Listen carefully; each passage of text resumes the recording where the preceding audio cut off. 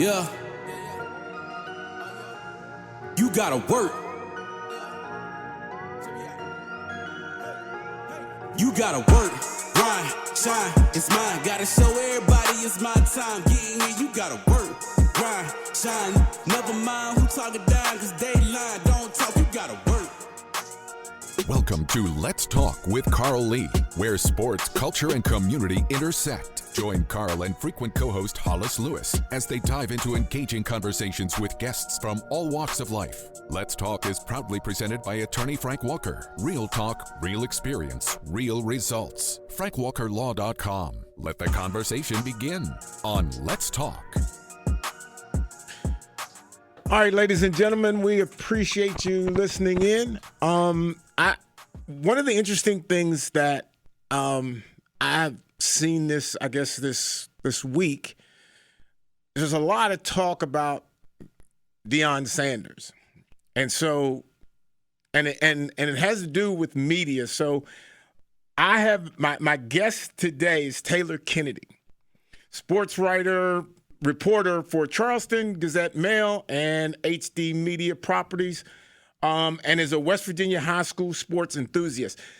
Tell me a little bit about the enthusiast part of it, but also give me a little bit of background on the HD Media part of it, please. Yeah, so from the sports enthusiast side of things, I grew up in a basketball home. My dad and my uncle both played basketball, and I really started getting more and more engaged with the game of basketball. And then ultimately, when I got into the sports media realm, you could say, that's when it really started propelling myself into knowing more about high school sports, not only outside of the state, but more so in this state. So whether it be basketball, baseball, football, just about anything. And then when I got this job in July of last year, it was just one of those things where I just continued to learn and learn and learn. And I've just been hooked on high school sports ever since then. So that part of it is pretty much self-explanatory in a sense. That's not what I do now for a living. I get a paycheck that says, hey, you did sports for 2 weeks, here you go, there's a paycheck. But no, you get that. But in the HD Media side of things, so what HD Media is pretty much like the parent company of over 12 to 15 different newspapers in this tri-state area. So like the Charleston Gazette-Mail, Herald Dispatch, and then you have some properties outside of the state like in Ohio and Virginia and some neighboring states like that. So it's just a mixture of different things. Some live streaming is incorporated with that. So it's a little bit of a mixture of everything. We like to call it like the buffet. So whenever you go to a buffet, you get a little bit of everything. A little bit of everything. Exactly. So I'm a guy that likes to load up the plate. I actually went to Little Creek today and got a lot of different things. So that's kind of like what I think about HD Media. You go to the buffet, you get a little bit of everything when you go up there. All right. So one of the interesting components when it comes to sports and media, and have been in sports my entire life, and now trying and now being on the, I guess I could say this is actually on the media side of it, having an opinion on different things. A lot of times there's something being said that impacts how somebody feels. I can remember being a kid, and I had made a comment about playing professional sports, that I wanted to play professional sports, football specifically. And a reporter had made a comment, had actually wrote something about it and made the case that like I wasn't actually going to be good enough, big enough to play. And that still sticks with me. And I don't want to, and this is not, our show is not going to be about the negativity of the media, but how does it fit?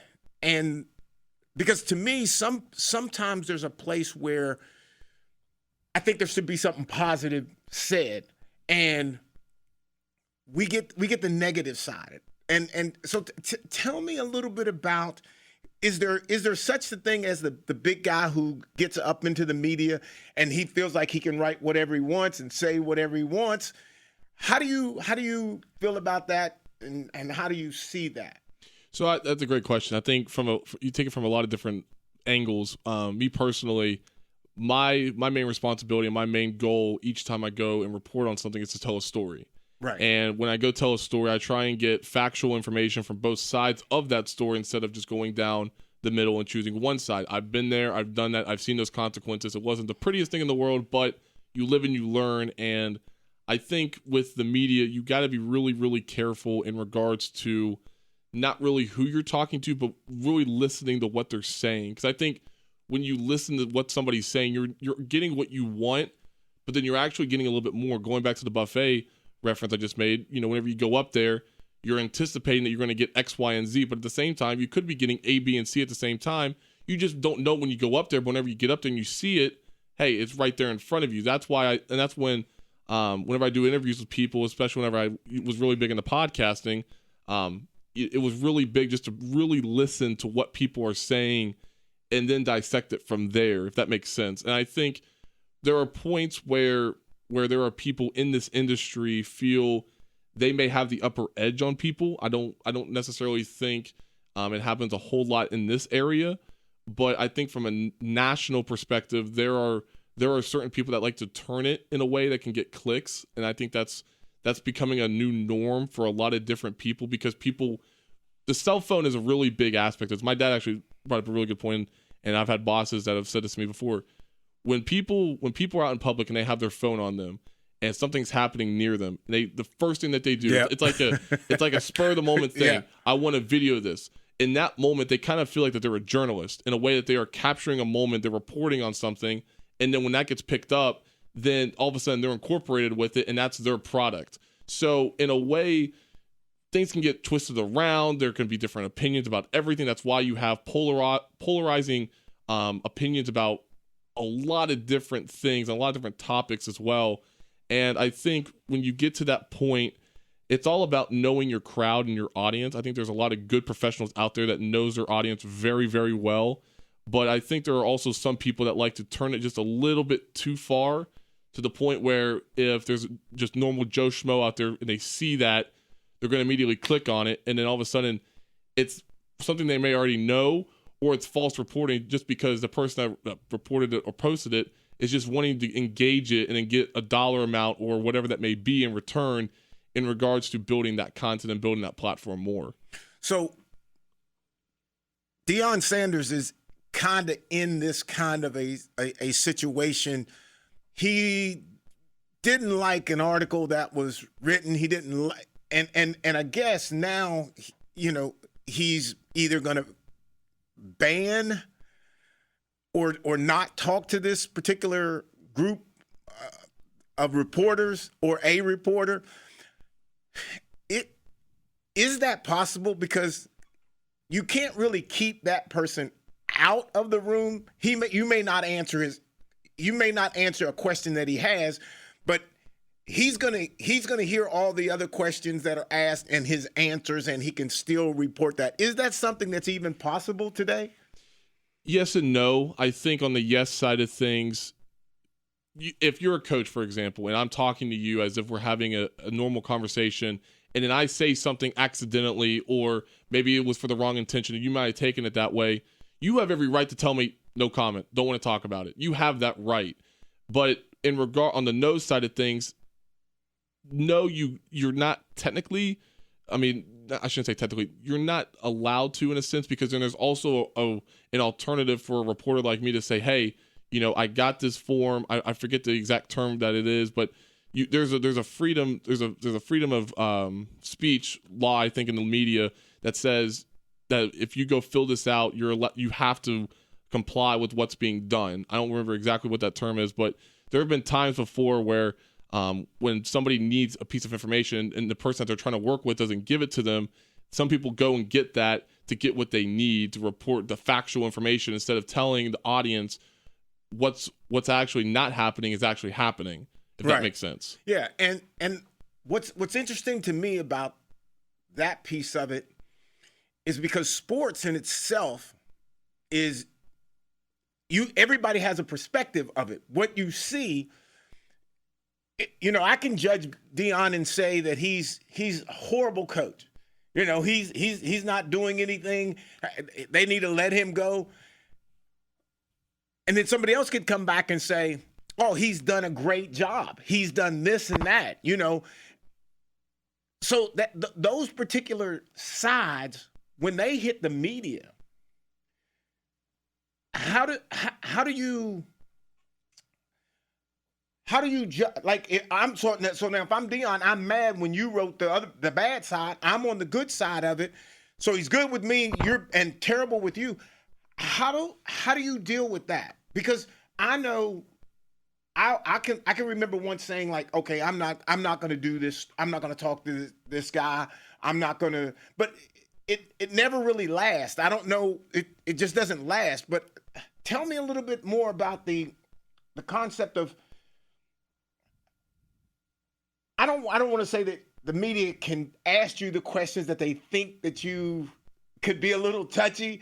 I don't want to say that that's necessarily the case, but when you hit that nerve, I think on my side, I think you got to be a little bit more cautious. I think Dion is wrong in this situation, but what do you think?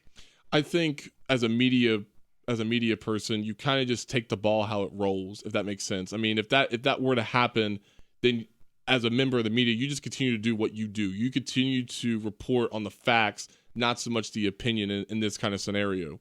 And I think when these different things arise, yes, you can report on it, but you may get something different in a sense of you may be getting half of the full picture that somebody else, right, as a competitor in this scenario would get. Because if you're Dion and you're not wanting to report to me the full factual information, and Dion goes and does that to a competitor, that person now has the full story. You just have half that story because of what happened in the past. Coaches sometimes can hold grudges. Media people can have grudges sometimes as well. And we've seen friction like that before in this industry. I think now with what this whole Dion thing is happening is it's kind of giving coaches that ability more so to be more able to say, no, I don't want to talk about that. Let's talk about something else. It's more or less he's allowing that to happen more, which I understand. There may be times where a reporter asks something. I mean, you see it all the time in politics. That you see it all the time in politics. Whenever a reporter asks a very high up politician and asks them about some big piece of legislation, that politician can just very easily say, no, I don't want to talk about it. No comment. They have that right. And I think as a reporter, it gets really old when that happens because you want to provide your audience with as much factual information as possible. But whenever that just continues to happen, it does get so old. At that point, you just got to just keep doing what you're doing and just not really get so high up in those emotions. Somebody had said, I was watching the news about this story, and somebody said that they think that Dion is utilizing this story or this drama for the benefit of not looking at his record over his last seasons at Colorado. What's your take on that? I mean, okay, well, let me back up. Do you think it should be something that he could be that angry about to where he's, okay, I'm just done with it and all of that? Because to me, I don't see that being that big of a deal. So I kind of I can't say I justify it, but I can kind of think, I kind of give some credibility to the idea of maybe he doesn't want to talk too much about the upcoming season, where he's going to go, how he thinks it's going to be. What do you think to that? I think, and that's a great question, because I think right now is a really good question to ask at this point in the season, because my job now is figuring out whenever I go cover a game, whenever I do a preview story, whenever I talk to coaches, hey, what do you think about your team? What do you think about the other team? How do you think you need to stop X, Y, and Z? How do you think you're going to stop the run, the pass, everything else? There's so many different components, and it kind of brings the coach more engaged because they want to talk about that game. They want to talk about their season. And I think on a national scale, whenever you are such a national program now, so with what Colorado is, with the national personalities that they have, like in Travis Hunter and Shedeur Sanders and Deion Sanders, those are three really big sports figures that nationwide. I mean, we just saw Travis Hunter get Shedeur or Travis got a Nike shoe deal. That's a really big thing. Right. As a college athlete, that's a really big thing to get your own shoe deal.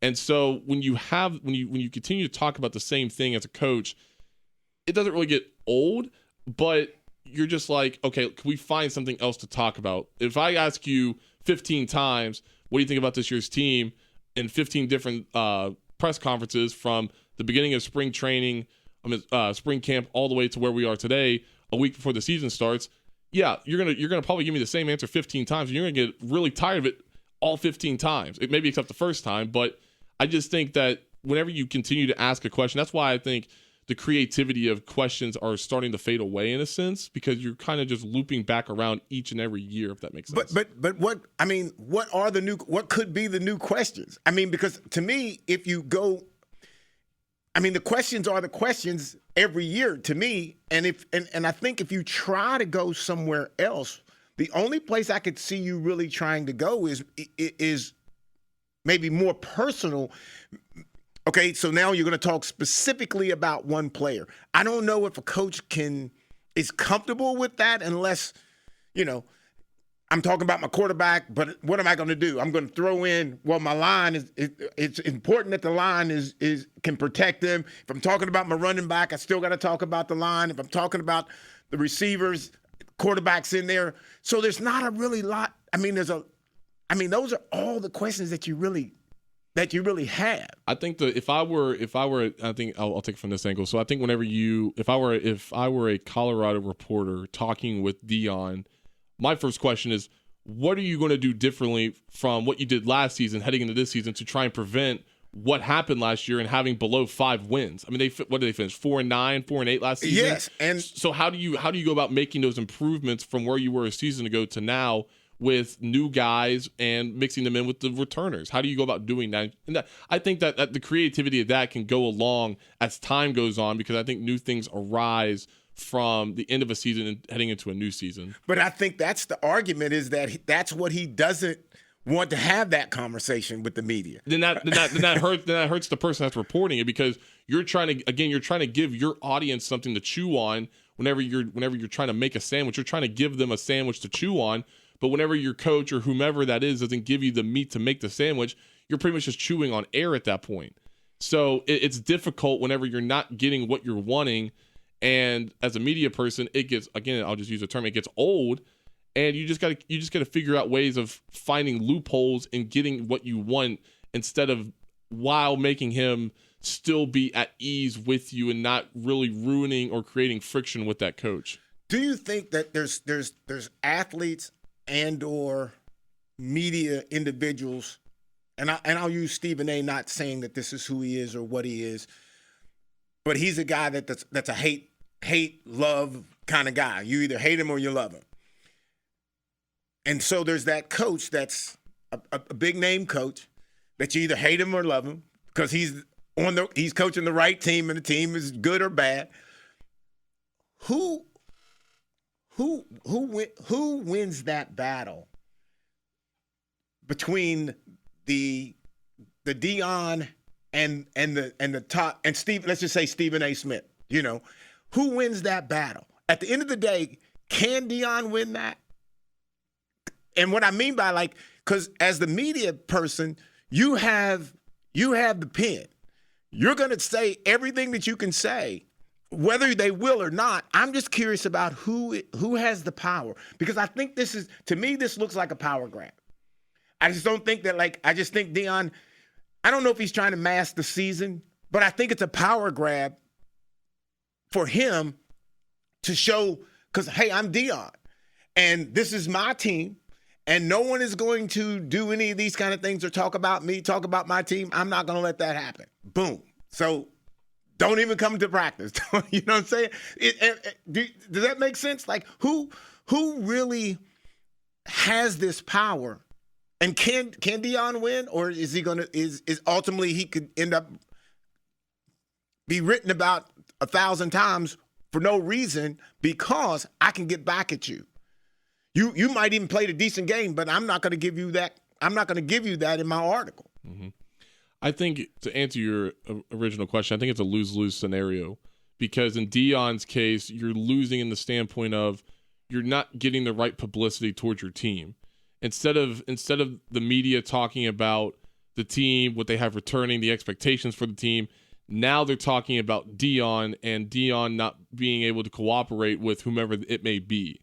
And I think that's where that common ground needs to be created, I guess you can say. Mm-hmm. I don't know if the common ground is the right term to use, but I think it's a lose-lose scenario of Deion's taking away the actual vision for what the team needs, the actual vision of what the story needs to be about.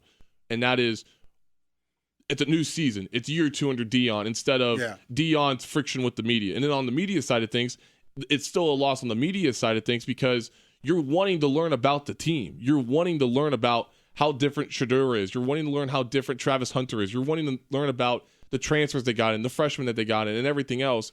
But whenever you have a coach that doesn't comply with you, that makes your job a whole lot harder.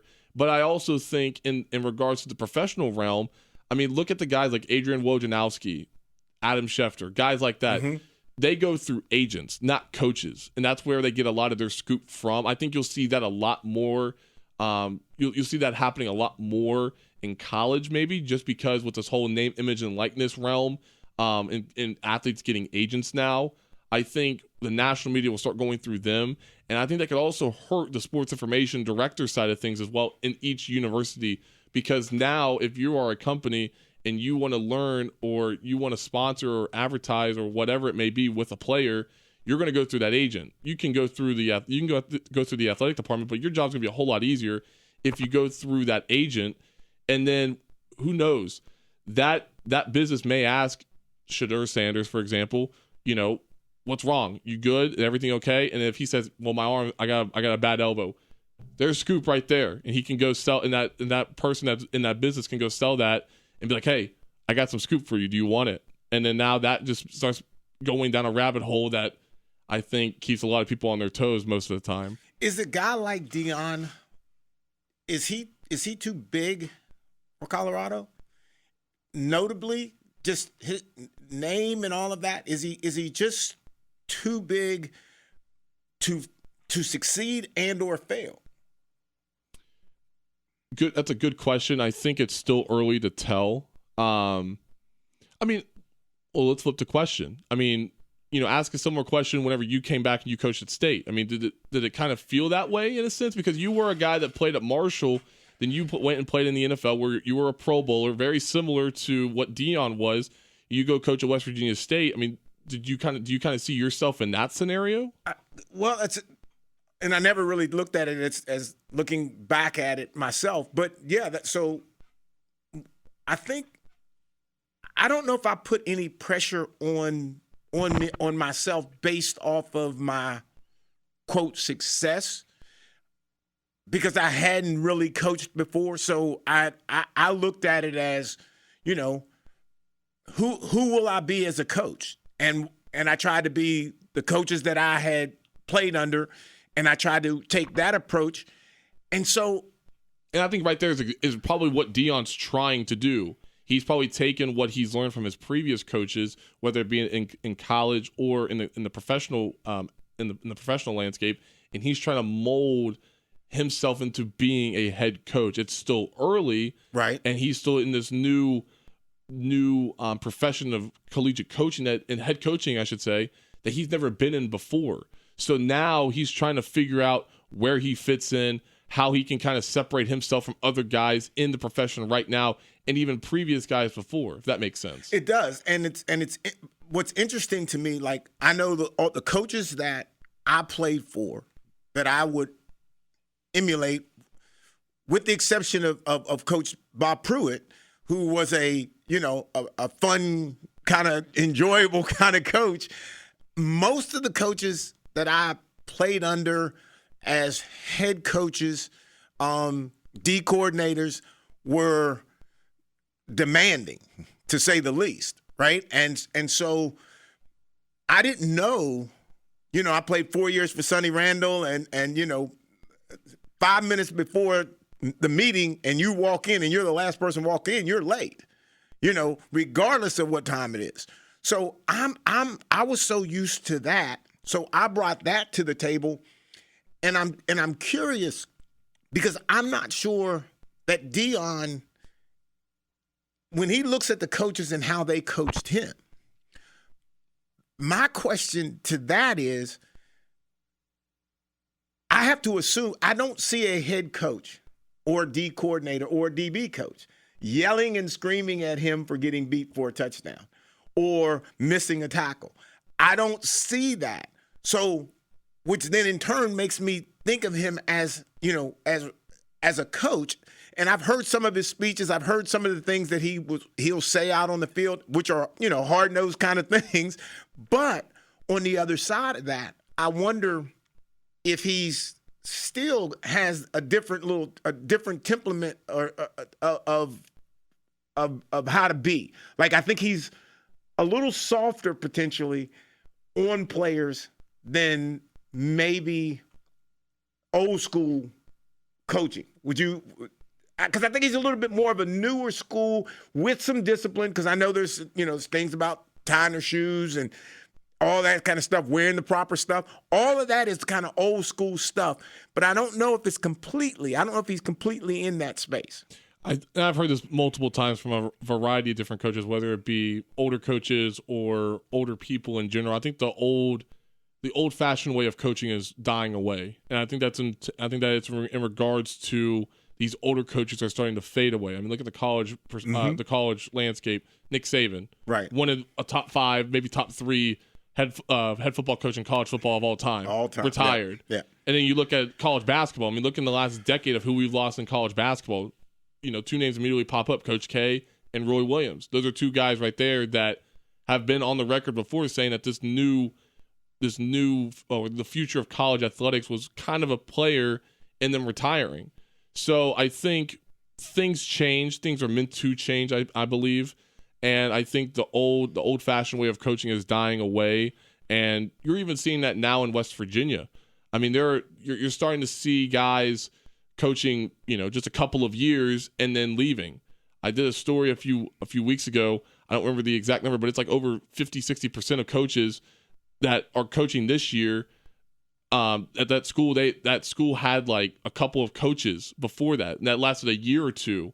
So the coaching landscape is very, very different now. You're not having a whole lot of continuity or consistency with having a coach multiple years. You're having a coach in there for 3, 4, 5 years at most and then leaving. And I think that's very apparent in college football as well.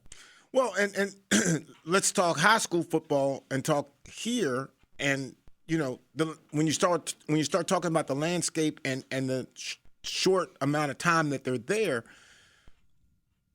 I know for me, at the high school, it didn't take me long to realize that there wasn't going to be a patient. The parents weren't going to be patient, and I understand, because your kid's only got 2 years left, 1 year left, or he's in his last year, so you need something instantly to turn around the program.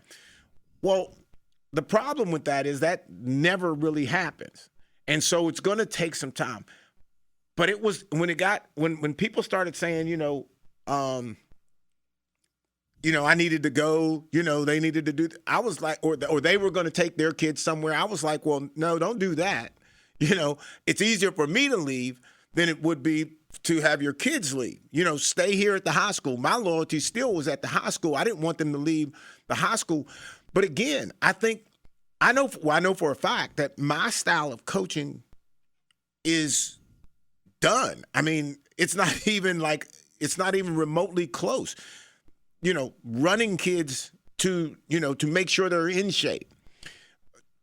Discipline and on time and all of the kind of stuff that the expectations in school, walking down the hall and all of a sudden they're walking down the hall and they should be in class. You can't go that far anymore. The question then becomes, is the new better? Is it going to do better for the kids? Because to me, dealing with youth sports and parents, and then knowing who they are and how they act, and they want a hand in it. The parent wants a hand in it. They want to be able to talk to the coach, find out why my kid's not playing. I was on a phone call last night with the dad, and it wasn't really even a big issue, but it came down to him being involved, him having conversation with coaches and all that kind of stuff. And I'm like, no, just don't do that. If you're going to do it, it's got to be a calm conversation. It's got to be just two guys talking about what needs to be done and all those kind of things with that particular kid. Because the first thing first thing happens is they, at that level they take their kid somewhere else.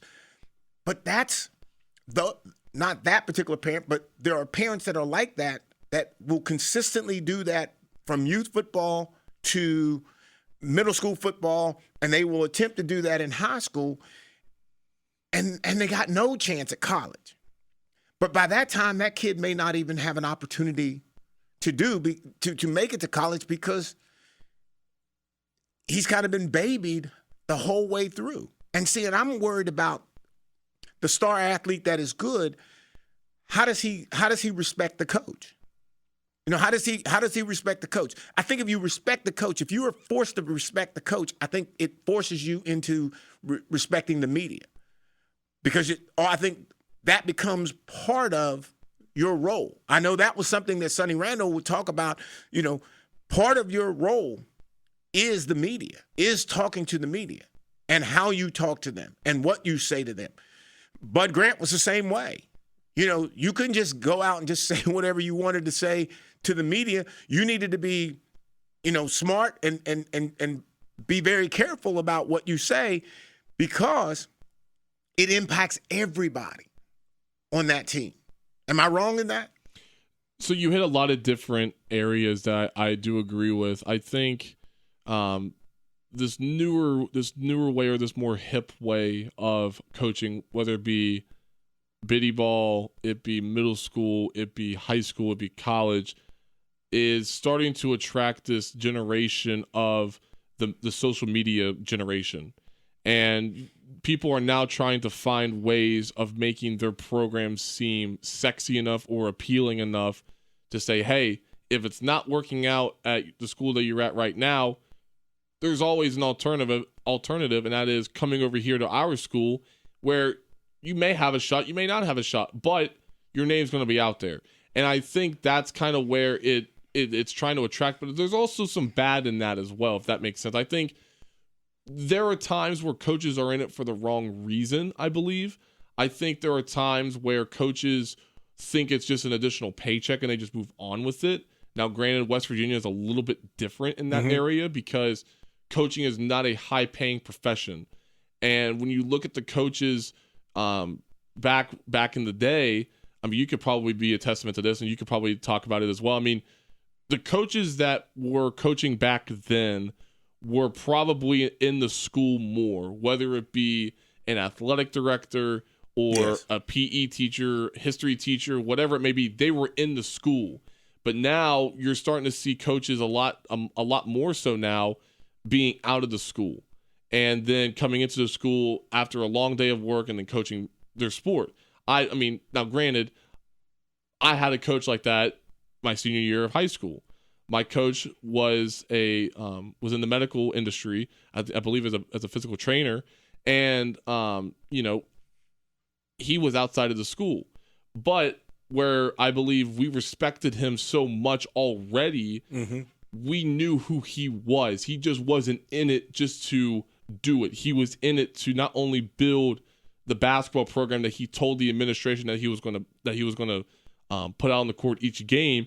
He was also wanting to create young men that I believe have made us, not only just me but my teammates as well, the men that we are today. And we had high school coaches like that all throughout our 4 years. And I think that even translates back to whenever we were in middle school as well. Now, granted, I went to a different middle school, but you'll have those coaches that are trying to do it for the wrong reason, but then you also find those coaches that are in it for the right reason as well. And those coaches, I think people appreciate more so than the publicity coaches, you could say. And, I know I referenced it a second ago, but, here are some numbers. And this was kind of alarming to me, at least, in regards to the coaching landscape in West Virginia. So hold on. Let's take a quick break and we'll come out right back to that. All right? Yep. All right, ladies and gentlemen, we'll be right back. Let's face it, bad things happen to good people. Seriously injured in a car accident, trucking accident, injured in a grocery store, or even wrongfully arrested or falsely accused of a crime. Life happens, and when it happens to you, you will need sound legal advice and aggressive representation. That's when you call attorney Frank Walker at 304-413-0179. That's 304-413-0179. Lock it in your phone, text it to a friend. 304-413-0179. Or visit online at attorneyfrankwalker.com. Find previous episodes of Let's Talk at WCHSnetwork.com/Let's Talk. This is Let's Talk with Carl Lee. Now, back to the conversation. Find previous episodes of Let's Talk at WCHSnetwork.com/Let's Talk. This is Let's Talk with Carl Lee. Now, back to the conversation. All right, I'm sorry. I just wanted to make sure we got the commercial in. So pick up where you were.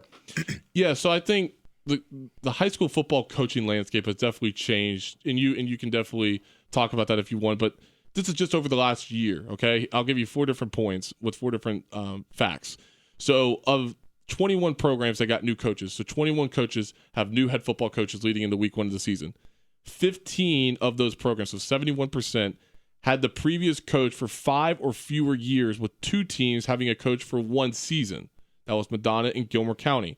Madonna has had 6 coaches in the last 9 years, okay? That's fact number 1. Fact number 2, 3 coaches that were replaced coached a decade or more, with 1 eclipsing 3 decades. That was University head coach John Kelly, who coached for 37 years. That's fact number 2. Fact number 3, there were 2 coaches that returned to their previous school that they had coached at.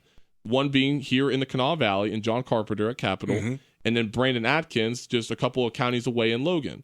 And then finally, fact number 4, there were 2 new coaches that served in an interim role during the 2023 season, one being at Mountain View and Will King, and Marcus Law at Spring Mills. And Mountain View has had 3 interim coaches last year. So that just tells you what that coaching landscape looks like heading into week 1. And then you also look at more so with this area. I mean, there aren't that many coaches that have coached a decade or more. John Carpenter's one of them. I think he's going in the year 12 or 13. And then you have Steve Edwards Jr., who's coached 28 years. I mean, he's 2 years away from year 30. So there's the group of, or the class of coaching 10 seasons or more is not around as much, but there are some good coaches out there that could last 10 or more years. You look at the guys down at Winfield and Eddie Smolder. I mean, he's been around the game for a while, played football at Marshall. Donnie Mays, South Charleston guy, won a state title there. He's now at Hurricane. He's coached close to 10 years now. So there's guys in this area that have done it for a while. Joey Fields is another great example. I think he's going on year 5 at Herbert Hoover. He coached a couple of years at Mingo Central. So there are guys in this area, but they still have some years before they get to year 10, 20, and even 30 for that matter. And I think the reason for me, when I look at that and I hear those numbers, what's interesting to me is the change in the athlete, change in the parenting of that athlete. I think when you go into coaching, usually, and I think we both have said this, you come in to it with the mindset of the coach that coached you, the coaches that you've been around. And if you've got any kind of age to you, that coach and his philosophy will not fit today. And if you're not able to adjust to that, then you're not going to be able to coach. You're not going to be able to stay at a place. And then how do you go into a place that they're coming off the 3 seasons of losing, and you walk in as a head coach? How quick can you turn that program around? Because how many of your best players have already transferred out, gone somewhere else? So now you're younger and you're less talented, and kids with very little experience. How do you tolerate that for a decade? Will the program even allow you to be there 5 years. See, my thing at South Charleston was I was willing to take the L's just to get the program turned around because where it had been and where it was. And so I thought if I did that, I could turn it over to someone, on the squad or that was coaching on my staff and go. But it was clear to me that nobody was patient enough. Nobody was, not the administration, but the parents themselves, some of the kids themselves. They weren't patient enough to say, well, buy into it. They didn't want to buy into that wait. And because your wait time may not be, we may not turn it in your wait time. I mean, when I was at Marshall, I went down there, they weren't winning. And Sonny Randall was a new head coach when I came in. And like a regular coach would do, he's talking about getting the program turned around. We didn't get it turned around. You know what I'm saying? We were losing and losing and losing and losing all of those 4 years. Did we get better? Yes, but we didn't make us win any.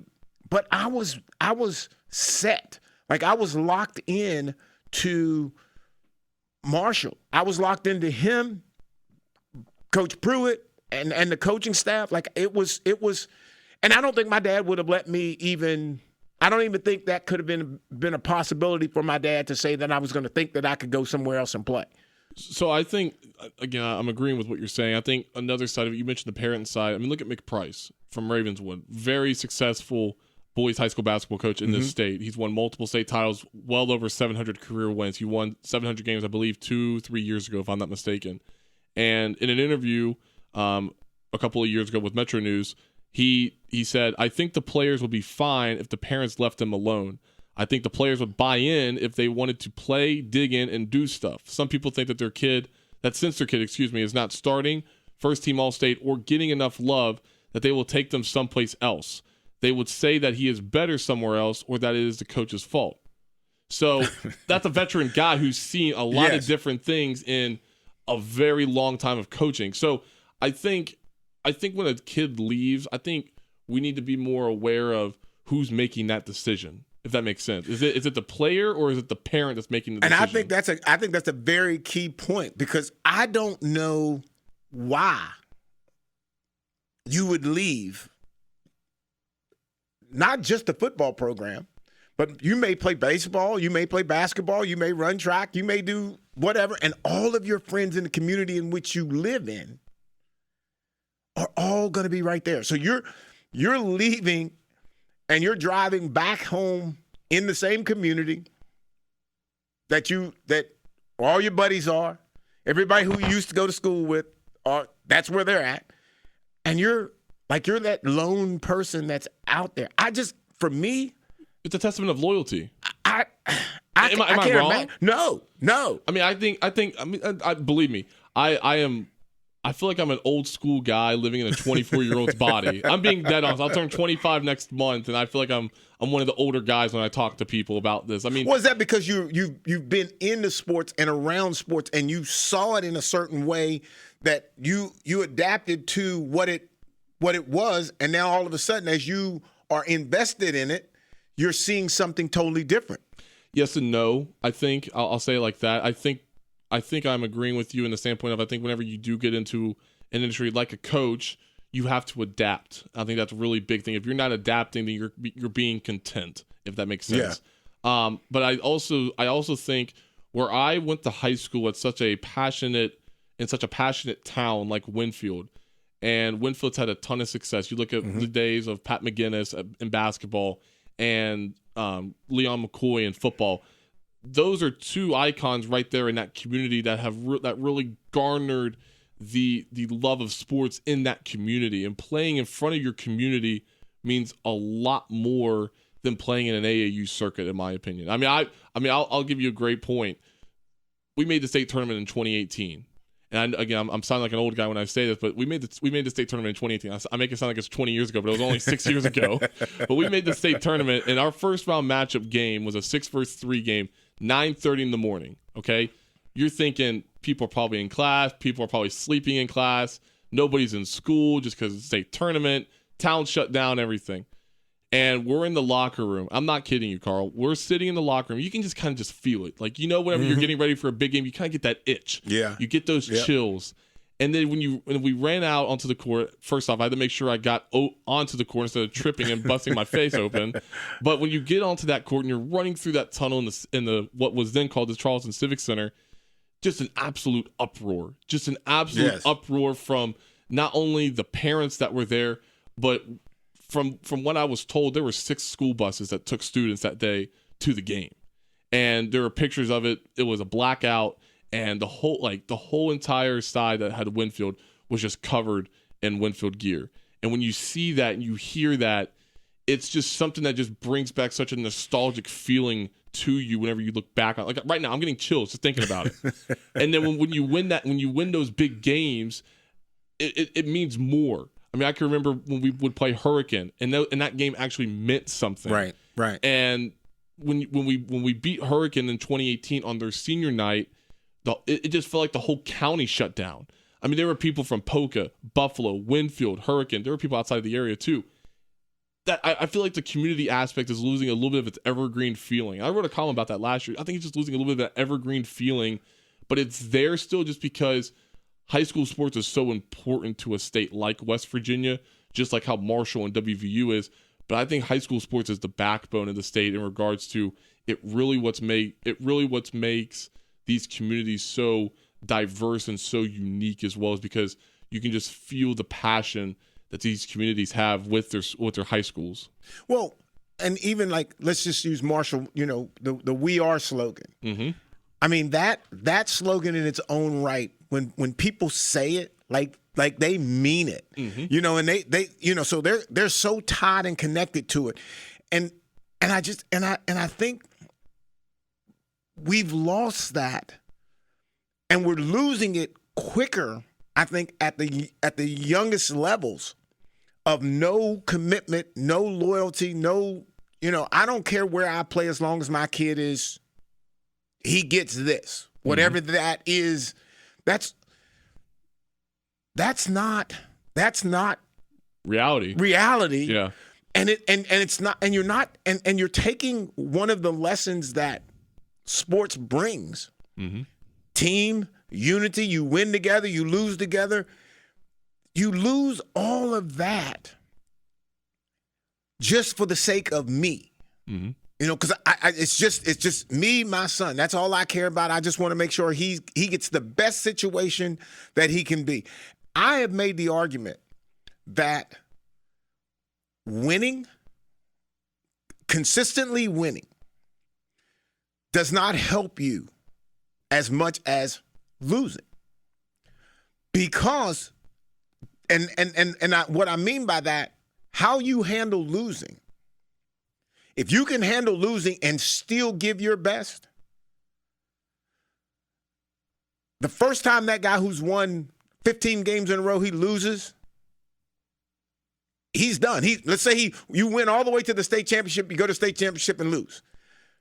All of a sudden now you're devastated. Mm-hmm. I've lost so many games in my lifetime. My second year in the pros, we won 2 games, maybe 3, maybe max 3. And guys that played at I remember a guy named Dennis Johnson. He played at USC. He hadn't lost 3 games in his entire college career. And, and I'm like, game 8, I'm still playing. I could still play because I'm used to playing on the downside, being on the downside of it. I think that you lose when you treat sports individually. I think that you miss the excitement of winning, but the lessons that losing creates. And I'm not promoting losing. I'm not by no stretch. Don't get it twisted. I am not promoting losing. I am just simply saying that losing is not as bad as you think if it's treated right, if it's done right. I think losing teaches you more than winning does. Absolutely. And I think when you go through those losses, you learn not only more about you don't, whenever you lose, you learn more not only about the team but who you are as an individual. And I think along that, and I'll just give me 1 second. Yeah. I think whenever you lose and you reflect on it, you're learning more so about how can you respond from losing compared to just, again, I'm going to use the C word, and being content with it and being complacent with it, and then just not doing anything about it. And you're not making yourself better by learning from it. You're just so numb to it that you don't want to do anything about it. There have been teams that have lost games for, like, look at Polka. And I love a lot of people down in Polka. I really truly do. I got a lot of good friends that graduated from there. I know a lot of people down there, so this is no disrespect towards them. But Polka's football team did not win a football game for a number of years. But then once they continued to bring in more and more and more excitement, and those kids continued to buy into what was being told, they were winning. They were making the state playoffs. They were advancing in the state playoffs. They made the state playoffs, I believe, 4 consecutive years at one point, 4 or 5 consecutive years. It got to that point during that stretch where winning was so much fun, but when they lost, yeah, it took them back to the past, but they also learned from it, and that's what helped them get better at it along the way. That's the key, is learning from that win, learning from that loss. And I think when you don't, like, so let's say we're on the same team and we lose. You were on the foul line and you missed a shot and we lost. Now I'm sitting at my locker talking to a buddy, talking about if he'd have made the shot, we'd have won. That's not team. Mm-mm. That's not team. I should be coming over to you, hey, man, don't worry about it. Because it didn't have to come down to that shot. We could have been up 5 points. You know, that just so happened to be the last play of the game, and unfortunately, you happen to be the guy on the foul line, and you missed it. No love lost. Keep your head up. I don't see that anymore. I don't know if that's there. I think it is there for some programs. And if it is, they're successful, and that doesn't mean they're in the playoffs or any of that. That means that they are just a legitimate team. Because when you say team, it doesn't have to be a team just because there's 70 guys. A team is 70 guys who are all committed into one program and one direction. And that is difficult to do. It builds character. Absolutely. It builds character. Because I think, again, going back to when you win together, you lose together, that mindset, you're also building your character and the team morale through that, if that makes sense. Absolutely. And I think the mindset, or the new norm, we'll call it that, of what society is, everybody's a winner. I think that to me, and again, I'm gonna sound like an old guy when I say this, but that does nothing to a 5, 6, 7, 8-year-old whenever you're telling them, hey, you still lost, but you're still a winner.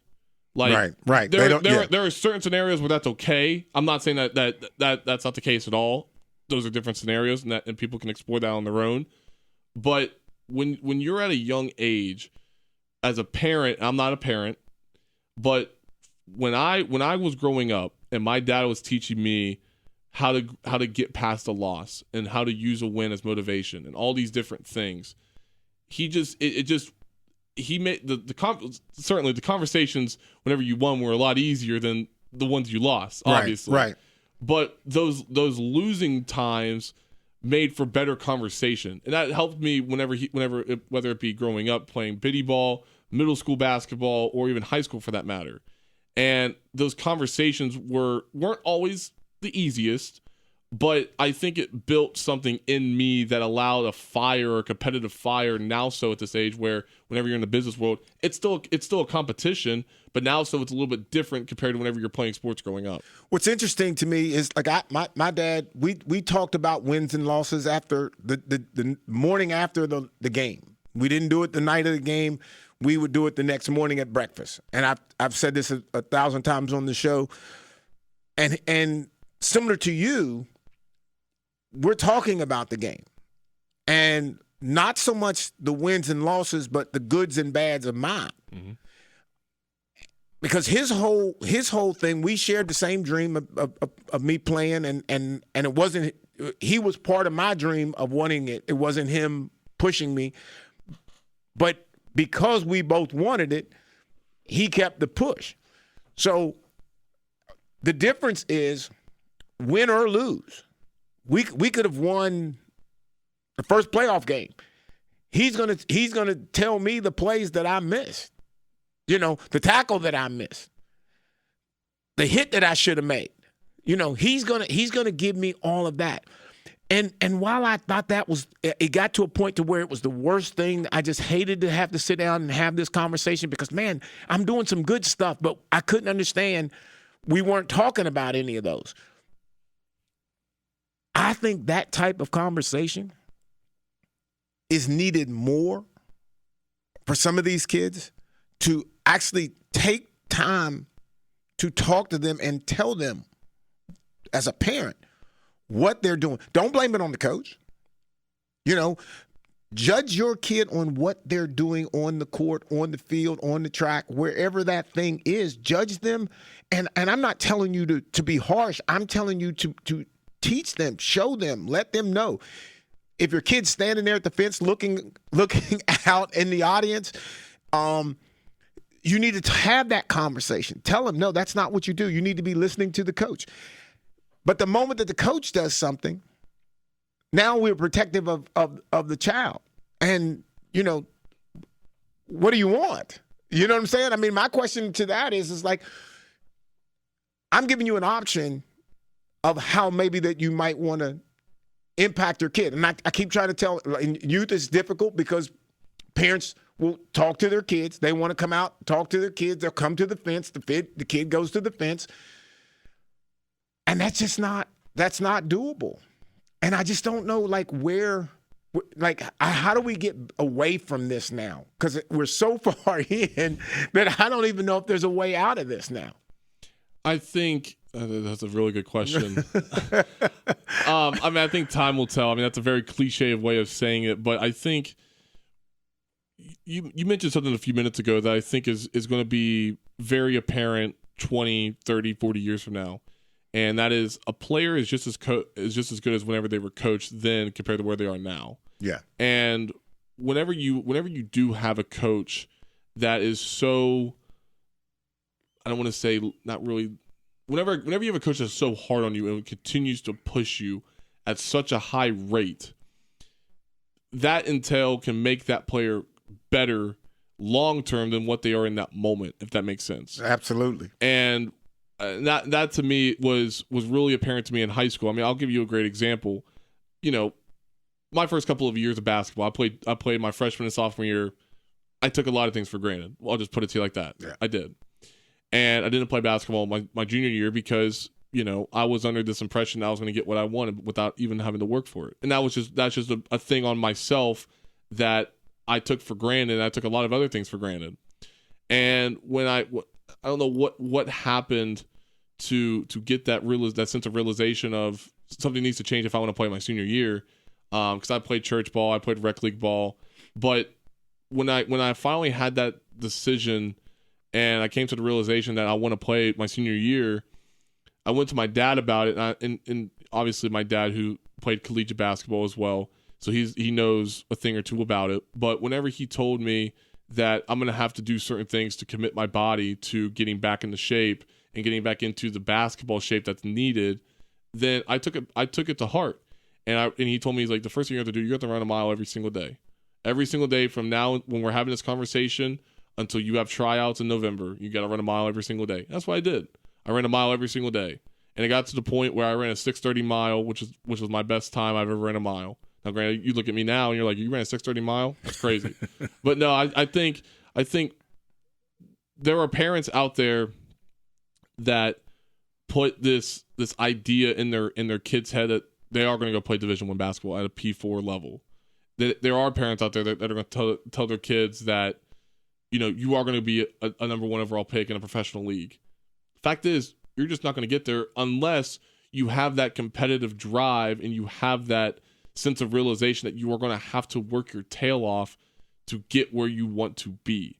And I don't think from many levels you have that. Again, when you have a parent like that and you have a coach like that, you just go through the motions. You take things for granted. But whenever you do have a parent, and I was very, very blessed to have two great and supportive parents that really pushed me to be the better me. Whenever you have parents like that and you have coaches like that, I mean, I had a great middle school coach in Dick Reif at Bible Center. I mean, he was a great coach, a great motivator. He got the best out of me then. Brian England, I took a lot of things for granted whenever he was coaching, but looking back on it now, he was a really good coach in just teaching the game and teaching myself how to be better as an individual. Chris Stevens at Winfield, my senior year coach I was referring to earlier. He did a lot of things and really pushed me even more so than I ever thought I was going to get pushed before. And he taught me some things along the way that, I didn't agree with at the time, but I look back on it now and it made me a better me. And it's the same way with my dad. My dad coached me for a number of years. Was it always fun? No, absolutely not. But along that way, I still take bits and pieces from what he taught me coaching wise that I apply now that has helped me become who I am at only 24. And I'll close as we get ready to get out of here for today. I think when it comes to the parent, I think if you are listening to this segment of the show, I think pushing your child, supporting them, but I think the push has to be the most important thing. Has to be constructive. It has to be. You have an opportunity to make them better because they'll listen to you.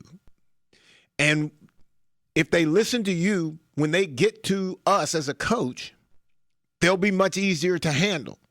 But if you just assume that they're just going to just show up and just going to respect me because I got a whistle and a ball cap, I just don't think that. I don't think that's the time that we're in right now. I could be wrong, but it just doesn't feel that way to me. And maybe that's because I'm old, and I just don't. My thought process and my view of sports, I see it different, but I'll make the case that your mile every day speaks volumes to me because I know how I had to work out constantly, and we don't have that. Today we don't have that. We're too busy playing. We're playing basketball, travel basketball, fall ball, spring ball, winter ball. And we're not training. And so I don't know how you get better, and I don't know if playing is actually something that you can actually get better. Maybe basketball is. I don't think football, just going out playing in the game, I don't think that's not going to work for you, So I appreciate it, man. It was good talking to you, and we'll catch back up soon. Yeah, absolutely. All right, ladies and gentlemen, we're out of here today, and I appreciate you listening. Let's Talk with Carl Lee is presented by attorney Frank Walker. Real talk, real experience, real results. FrankWalkerLaw.com.